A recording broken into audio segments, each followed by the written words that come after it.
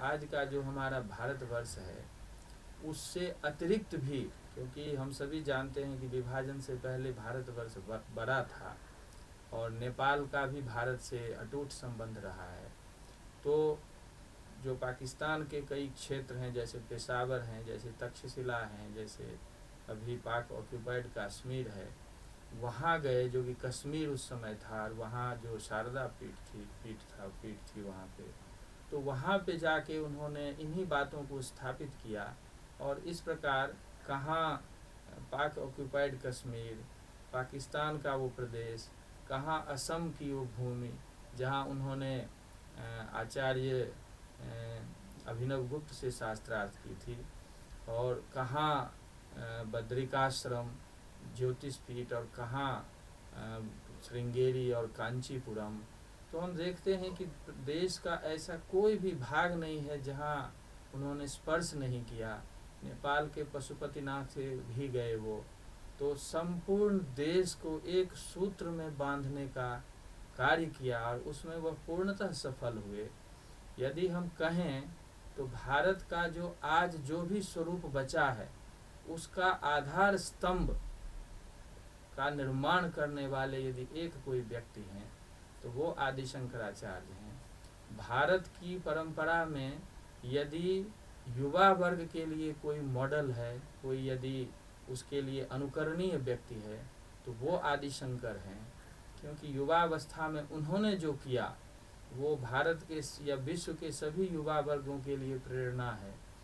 बचपन बाल्यावस्था में उन्होंने जो कुछ किया वह हमारे देश या विश्व के सभी जो बच्चे हैं जो अब स्कूल में पढ़ रहे हैं उनके लिए वो प्रेरणा स्रोत हैं।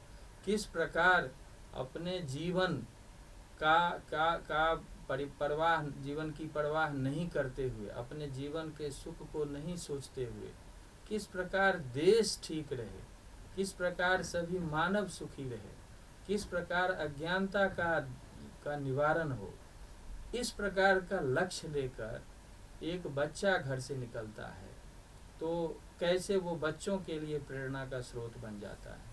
वह युवा होता है, युवा वर्ग के लोगों की जो लालसा जीवन में होती है उसके लिए किस प्रकार का प्रेरणा स्रोत बन जाता है कि संपूर्ण युवा शक्ति को उन्होंने लोक कल्याण में लगा दिया। और लोक कल्याण में लगाते हुए लोग ये सोचता है कि अब हम वार्धक्य की स्थिति में जाएंगे, लेकिन उन्होंने ऐसा अवसर ही नहीं आने दिया। जो उससे पहले ही उन्होंने एक एक क्षण का उपयोग करते हुए संपूर्ण जीवन को लोक कल्याण और समाज कल्याण और पूरे विश्व कल्याण में लगाते हुए अंत में 32 वर्ष की आयु में अपना शरीर त्याग कर दिया। तो इस प्रकार हम देखते हैं उन्होंने एक संरचना दी भारत की। आज भी हम देखते हैं कि सेना के लोग जो हैं, अधिकारी लोग हैं, वो उनका नमन करते हैं। इसलिए नमन करते हैं क्योंकि भारत की सीमा की जो सुरक्षा है उसमें आचार्य शंकर का बहुत बड़ा योगदान है। हम देखते हैं कि भारत की सभी सीमा पर उन्होंने मठ स्थापित किए। मठ भी ऐसे स्थापित किए कि सनातन काल से आ रही जो 4 धाम की परंपरा है उस 4 धाम की परंपराओं को ध्यान में रख कर के 4 मठों की स्थापना की। एक एक मठ का उसी धाम के आधार पर नामकरण किया। जैसे कि जो श्रृंगेरी मठ है दक्षिण में कर्नाटका में, उसको रामेश्वरम क्षेत्र माना। रामेश्वरम हमारा प्रमुख धाम है, तो उसी क्षेत्र में उन्होंने श्रृंगेरी पीठ की स्थापना कर दी। दूसरा जो हमारा गोवर्धन पीठ है पुरी में, गोवर्धन पीठ को जगन्नाथ क्षेत्र में उसको रख दिया जो हमारा दूसरा धाम है। तीसरा जो ज्योतिष पीठ है उसको बद्रिकाश्रम क्षेत्र के अंतर्गत रख दिया जिसका जो कि तीसरा धाम है।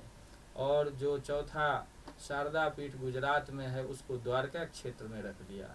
तो 4 जो धाम है उन 4 धामों को किस प्रकार 4 पीठों में उसको एक तरह से विकसित करते हुए और लोगों तक इन सारी बातों को पहुंचाते हुए, लोगों को ये समझाते हुए कि किस प्रकार ये 4 मठ जो हैं ये ज्ञान के केंद्र हैं। 4 मठ के जो हैं वो भारत के सभी राज्यों के प्रतिनिधि के रूप में हैं। उन्होंने मठों को राज्यों के आधार पर विभाजित किया।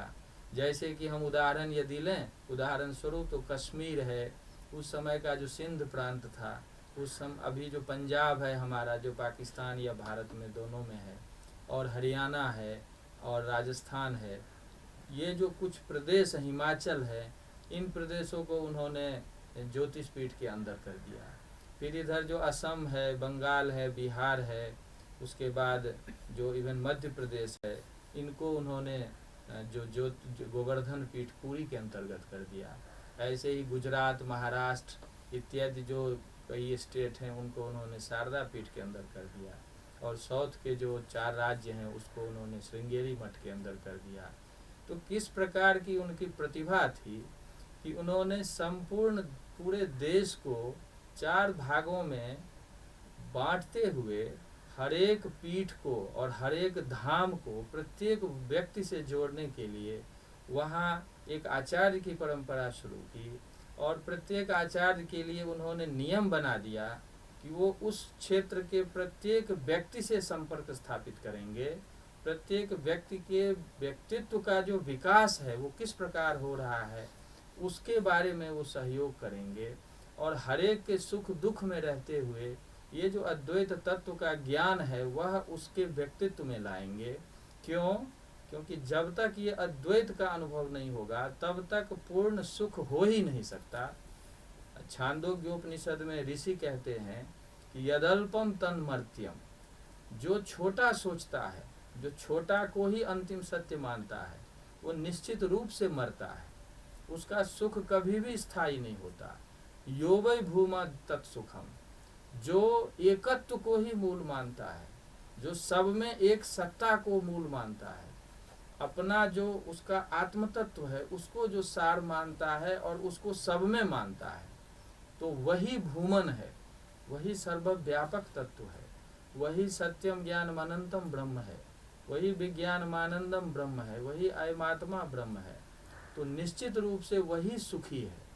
तो देश के प्रत्येक व्यक्ति को वो सुख कैसे मिले, क्योंकि वह सुख ऐसा सुख है जिसके बाद लोग फिर इस भौतिक सुख में आना नहीं चाहता। ऋषि कहते हैं यद गत्वा न निवर्तन्ते, जहाँ से जिस सुख को प्राप्त करने के बाद फिर लोग इस सुख की लालसा नहीं रखता, यह सुख प्रत्येक व्यक्ति को कैसे मिले, इसके लिए उन्होंने आचार्यों को नियुक्त किया, और आज तक वो परंपरा चली आ रही है।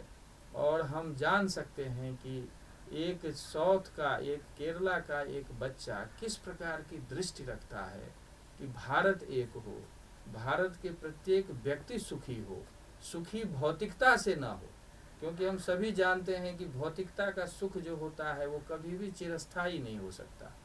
ऋषि ने कहा है कि तद यथेह कर्म चितो लोकः क्षीयते एवमेवा मूत्र पुण्य कृतः लोकः क्षीयते, कि आप संसार का कितना भी भौतिक सुख प्राप्त कर लें, आप इवन स्वर्ग को प्राप्त कर लें, लेकिन वह निश्चित रूप से नष्ट होगा।